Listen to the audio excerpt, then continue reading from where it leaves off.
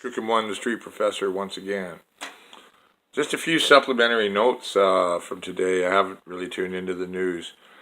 I haven't seen the updated returns. I hear it's over 40% now, which I'd expected when I heard that it was 1.9% coming in a day, as I heard on Monday or Tuesday, and that it was already at 37%. So, given another week, this would be over 50%, John Horgan. You hear what I'm saying?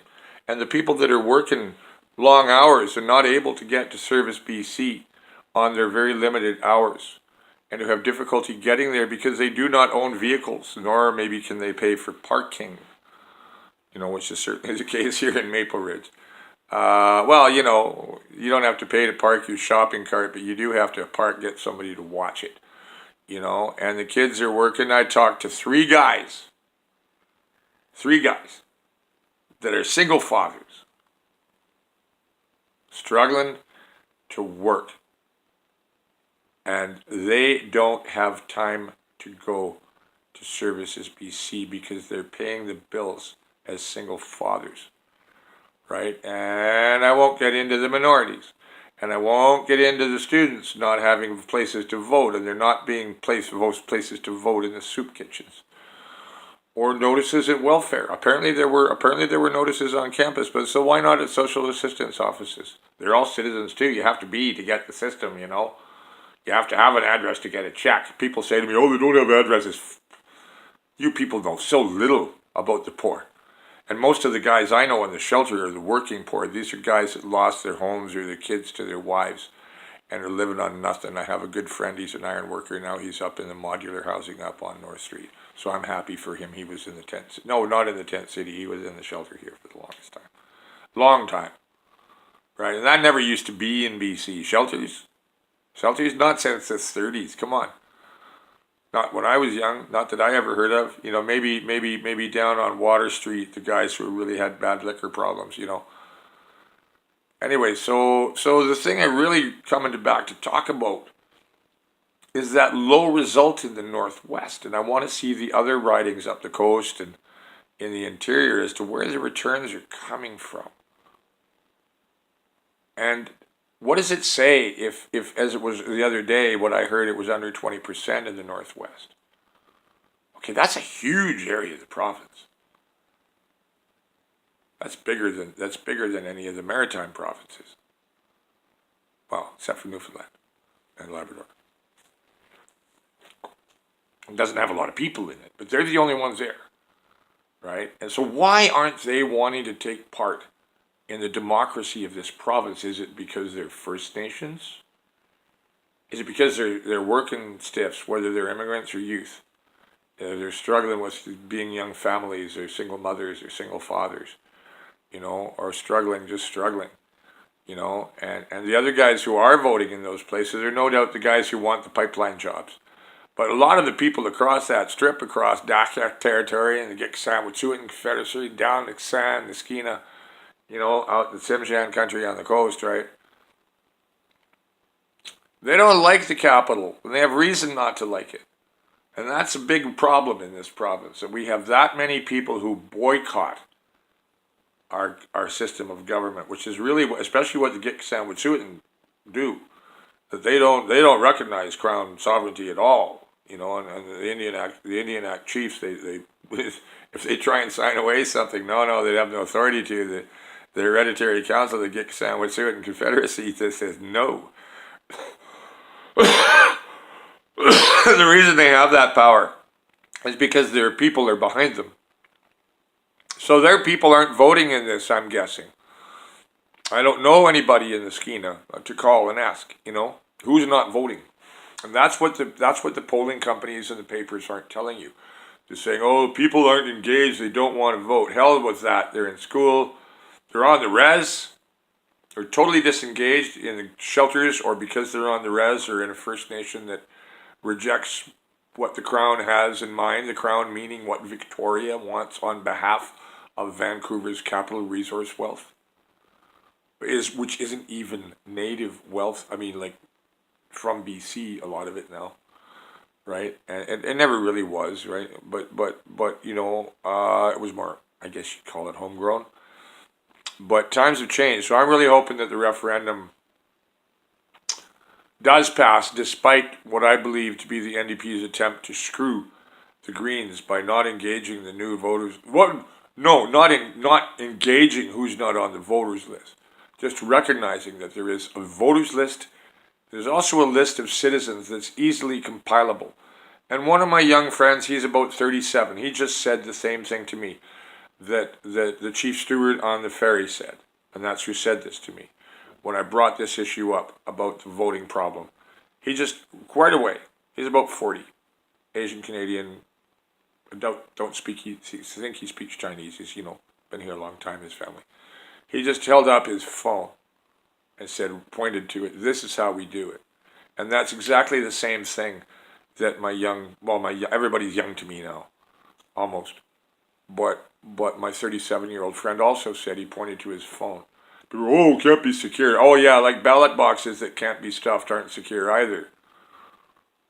Or that this is too complicated to find all the people on the First Nations rolls and the social rolls, and the kids who turned 18, we can prove we're in the province either from a job or from school, or people we know turn to citizens. We know have been here as citizens for a while, but we have never tried to engage in the political process. They had to show the onus. They had to show the initiative. They had to know that there was a game being played here with this thing called a voters list. Welcome to South Carolina North. Okay, that's what this is. So I know nobody's going to listen to this toothless old man, but I've made my case, and history will judge me, right? History will judge me for the results on coming in over the weekend, and I'm going to get this uploaded tonight because I'd still like to find somebody to take legal action. I don't know who to call now. Civil Liberties Union, someone like that. Democracy Now, but they're not responding because their American shit's bigger than ours. But who do we call? Who do you call? Who do you call? Vote Busters, we got to call. Anybody got Vote Busters phone number? Vote Busters. Can you hear me? Maybe I should call Ad Busters. That's a good idea. It's hard being a vlogger that nobody listens to. That's fine. I just want to be a magic elf and go back to the mountains and dance with my Sasquatch brothers. It's that simple. But when you live as long as I have, and seen all the bullshit that I have, it's hard to stay silent when you see the young people being ripped off and the new people who came here with high hopes being suckered into putting up with a system that sounds like, that's the way it was here, so it must be running pretty good. No, it's all been a vicious lie, right? And it's terrible if it's happened here. And I've gone over all the horrible losses of the people of British Columbia and the Native people and how the new peoples have been treated. Right, I've gone over it all, and people here don't want to know about it. They want to go to the mall and the hockey game and the Thames. Okay, Canada, if that's what you are, if that's all you are, let them go to Services BC is like saying, let them eat cake. That's exactly what it is, and this is the French Revolution in terms of its social strata that's going on, and the stratification and the discrimination that's going on, and the rise of the youth who want a new future that's not being offered to them by either of the established big parties. I don't know whether the Greens can offer it or not. I don't. I hope so. Because they want something. And so do the new people. And our brothers and sisters on the street and in the shelters and in the SROs. And living in poverty in rural communities. We got to do something for these people. This is a civilized country. Or at least it's supposed to be. Okay, so Skookum1, the Street Professor. Trying not to get angry. But yeah, this is my update for tonight. I'm very concerned at tomorrow's impending result, and all the people that want to vote but can't vote because of the limits placed on the ballot by the hours of the polling places and the realities of work and family life and poverty. Okay, John Horgan, you're not going to do anything. You probably hate me because I hate your party, and I do. Right, but I see what you pulled here. I don't believe this was accidental. You can call me a conspiracy theorist all you want, but Tom Pynchon has a lot to say about conspiracies being true. And yeah, nothing you can do, but it doesn't stop you from pointing them out, right? And go ahead, call me that. But I know Trey Gowdy and Jesse Ventura and Russell Brand and people like that are going to listen to me. And I hope Russell Peters, the East Indian comic, Indo-Canadian comic, And again, not just my comedy friends in the East, but that other Canadians wake up to the bullshit that goes on behind the Granite Curtain. So that's the end of this bullshit behind the Granite Curtain vlog. I guess that's going to be the name of it from now on. Street Professor Skookum1 signing off.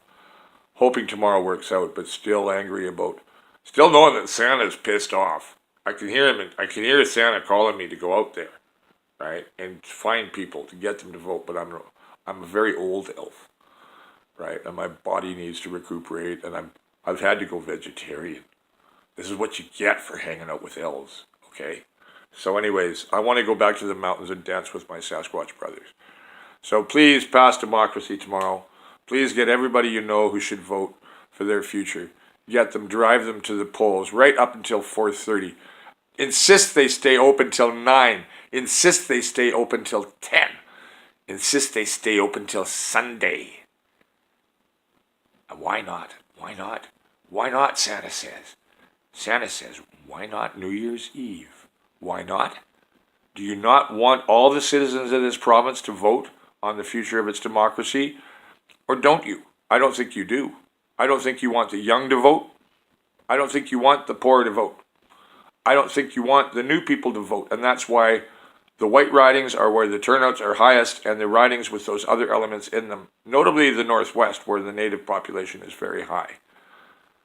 I don't think you wanted them to vote, and you don't care if the natives don't want to vote. You've got the cat in the bag once you got the Crown mandate under FPTP again, don't you? And who owns the next government? Who owns the next government, okay? Who owns the current one? And don't say that the NDP aren't owned by international unions, most of which are American-owned. So, I welcome Americans here. Come. All the people who are terrified as shit what's going on down here. Help us make this country stronger and more progressive, because we really need you. Skookum1 the Street Professor, he talks too fucking much. And that's for fucking damn sure. Have a very fucking Merry fucking Christmas, alright? And let's have a merrier Democratic New Year. Do your thing, people. Democracy takes action. It doesn't take sitting on your hands and saying, well, if somebody doesn't want to go to Services BC and vote, that's their issue. Oh yeah, tell that to a dad working 12 hours to pay for his 7-year-old kid that he had to go through court battles to get, who doesn't get enough support to pay the rent. Okay? I know people that are hurt by this, and people on the street who don't deserve to be there because of this. So please, people, vote with your hearts this time. And, forget about, oh, they need to go to Services BC. No, take them there. And go up. At the very end of the hour tomorrow, I might be there with somebody, a camera, with somebody saying, I want this held open till Sunday night, so all the Muslims and the Sikhs and the Hindus that have been working all week and the students that have been working 2 jobs have a chance to vote. It's so simple to have done, John Horgan. You were not just negligent, I think this was deliberate, and I'll say it again. Right? This was a rigged referendum. It's exclusionary and discriminatory. And if the result is negative, I will be seeking court action to restrike it and call for a judge to order a remailing of a ballot. This is entirely wrong. Even Santa can see this. And Santa is just a magic elf, okay? So you guys have a Merry Christmas, and I won't swear this time, right? Because Santa doesn't want Elfie to swear. So fine. I'm going to go back and have my soup with the elves, okay? They're teaching me how to eat green. Anyways, this shouldn't be too bad. I need to clean out this old body anyway. It's getting rusty. Does happen in this rain, I want to go back to the mountains and the sea. You guys have a nice, happy season, okay? Let's hope we have a good news on Monday. I fear for the worst, though. I really do. If it's FPTP again, where will I go? I don't know, because I don't want to be here with what's coming. Especially looking south of the line, 16 miles south of me. If all us Canadians are worried what's just down there, we try and put it out of our minds. We're terrified of what lives next door, what's hatching next door. It's a scary time. British Columbia needs to lead its own way. Maybe we can't. Maybe it's impossible. Maybe standing up to American ownership and power and Chinese influence is too much. That's fine. I'll go to the Himalayas or back to Norway or somewhere that I've always wanted to go, like Ireland or somewhere, you know. I landed in Ireland once. I'm done. I'm done. I'm done.